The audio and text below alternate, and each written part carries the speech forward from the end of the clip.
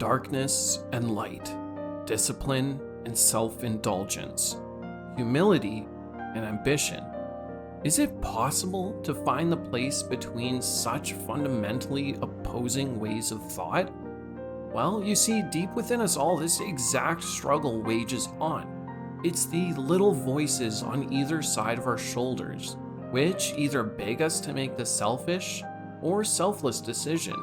And there is no other color combination in Magic the Gathering where this is felt any stronger than that of white and black, also known as Orzhov. The key to unlocking the philosophies of a given enemy color pair comes down to one thing: finding how those opposing ideals can meet somewhere in the middle.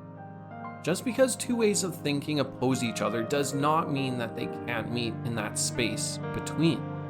The issue is that this space can be hard to find at first, but with a little creativity and introspection, we can get there. This is why we will be starting off the definitive duality series with the combination of black and white, the two colors where this opposition is felt strongest.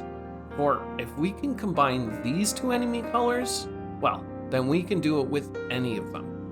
Before we get into that though, I would just like to extend a thank you to my patrons for their support.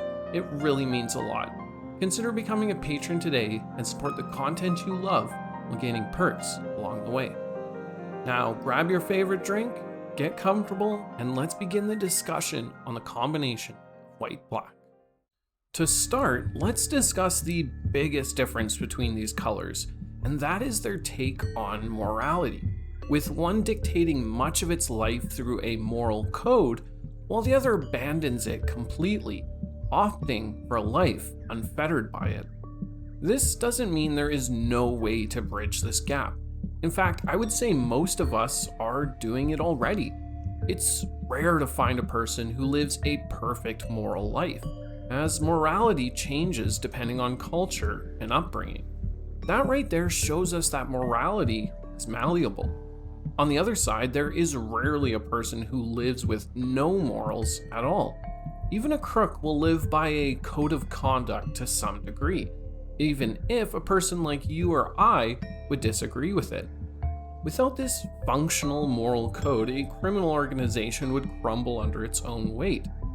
So, as we can see, there is inherently a space in between these two sides of morality, and this is where white and black, when combined, are situated. Now, this isn't to say that there is a perfect balance, a point directly in the middle. No, in the case of enemy pairs, it can and often will lean more or less into either side of this debate, but never on one extreme or the other. So in a way, you could say that white-black has a more nuanced view of morality. It could be a more realistic outlook on life and its challenges, or it could be used as a way of dictating one's own life in a manner that facilitates a person's needs without restricting it arbitrarily. As an example, it could be as loose as saying morality is simply allowing yourself the freedoms you desire, so long as those freedoms don't infringe on the freedoms of others. To say morality is the starkest contrast between black and white would be misleading, because at the heart of every conflict between these two colors lies the idea of self versus society, or in other words, what is good for me versus what is good for us. This conflict must be resolved to properly combine these colors, and yet it's not that hard of a task. Once again, we can look to humanity.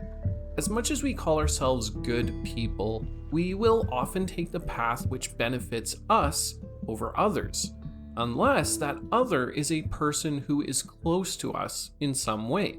This does not mean we are evil or selfish for doing so. It just comes down to the attachments we create. In that way, being purely selfless is a rare trait, just as being totally selfish is as well. In that way, we could say the purest middle ground is taking care of those who you care about while being able to disregard the struggles of others. It's a more pragmatic outlook, One that says, as long as my friends and family prosper, then that's all I can really ask for. Once again, this would be closest to the center of these opposing ideals. So be sure to play with the ideas closest to each edge, as the experiment will lead you to new ideas. For instance, you could be a selfish person in most cases, putting your needs first, but you help those close to you because if they succeed, then you succeed. On the other hand, you could be a kind soul, but have a realistic outlook. You can't help everyone, but you do try to help those you can, not losing sleep over what you can't do. The intersection between society and morality for White is the idea of law and order, and thus to dictate a healthy society in White's mind, one must enact laws which restrict our more dark human tendencies. On the other side of it, there is Black, who always thinks of self over society and doesn't place morality in its way. It thinks of laws as needless restrictions that deny our desires. So how can these two see eye to eye here? What is the middle ground for better or for worse? On one end, it could be taken as a way to benefit those at the top, a sort of laws for thee and not for me. In this way, it still makes laws which create order, and yet the push to its more Black side allows the combination to benefit from these laws. An all too common notion that this combination holds is that order is important, and yet it should never be used to restrict me or those close to me.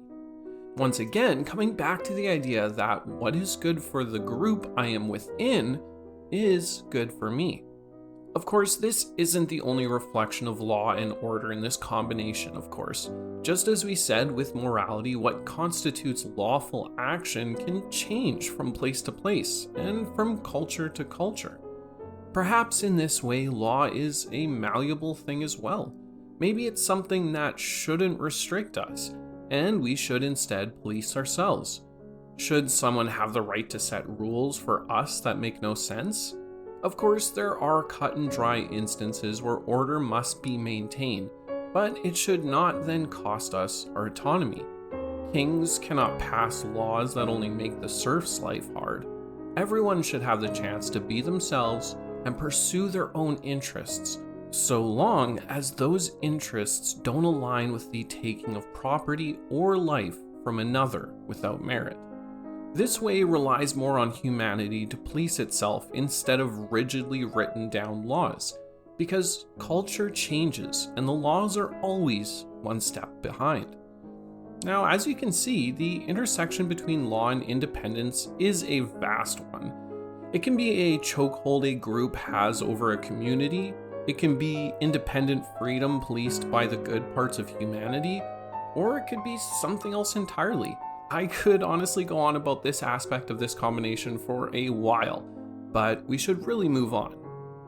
Part of living and contributing to a society where each person acts for the greater good of the group requires humility, and thus this is a major factor in White's personality.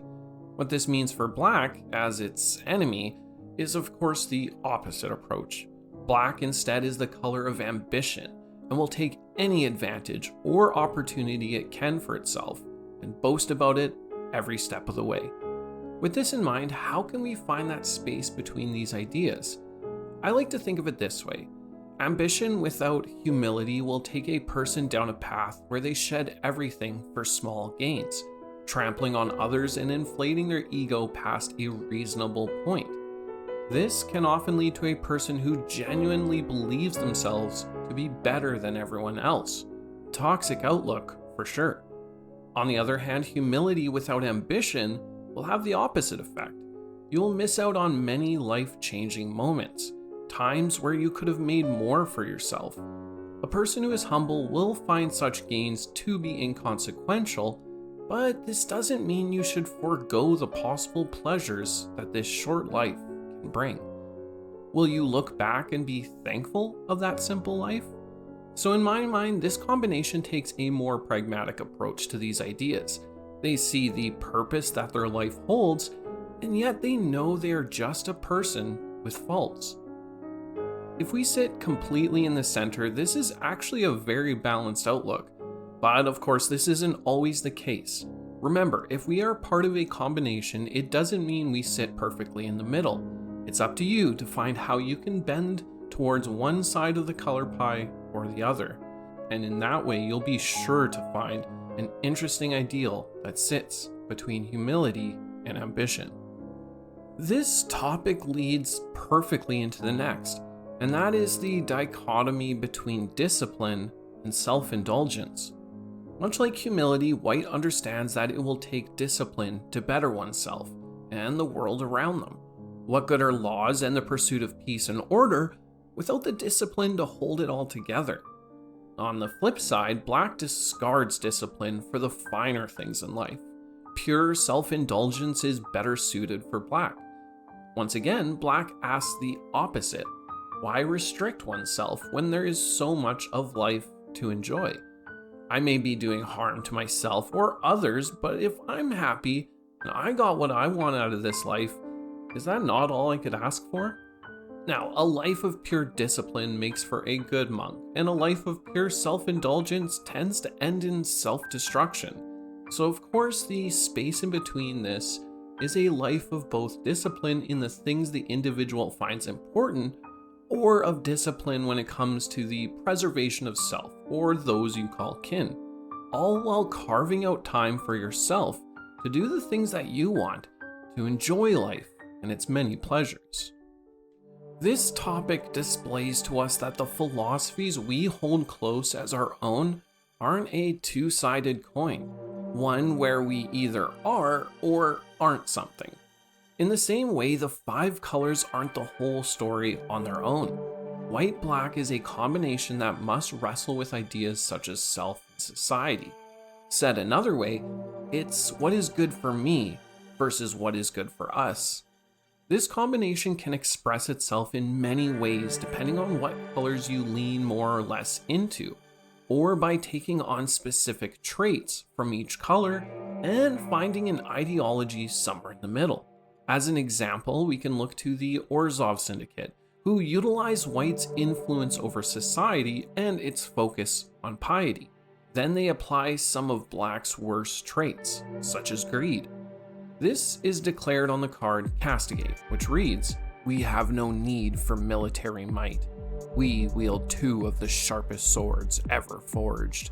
Faith in our left hand, wealth in our right." I like this because it really does show what each of the 2 colors are bringing to the table. On the other hand, we have the Silver Quill of Strixhaven, who utilize Black's need to be center stage and the belief in the power of its own words and expression, which is then paired with White's desires to lift each other up. For this, we can look to the card Silver Quill Initiate. She had spoken the words 100 times, but under the spotlight, in front of everyone, something new emerged, and the crowd went wild. As you can see, White-Black can be very diverse, and it's up to you to find how to best apply the colors present in this combination, and how their opposing philosophies can in fact complement each other. Because after all, life isn't so black and white. So I want to know, do you feel like this combination resonates with you and your own philosophies, or is it focusing on all of the wrong things? If you enjoyed this video, then make sure to give it a like and subscribe for more content like this. With that, friends, I will catch you in the multiverse. Bye.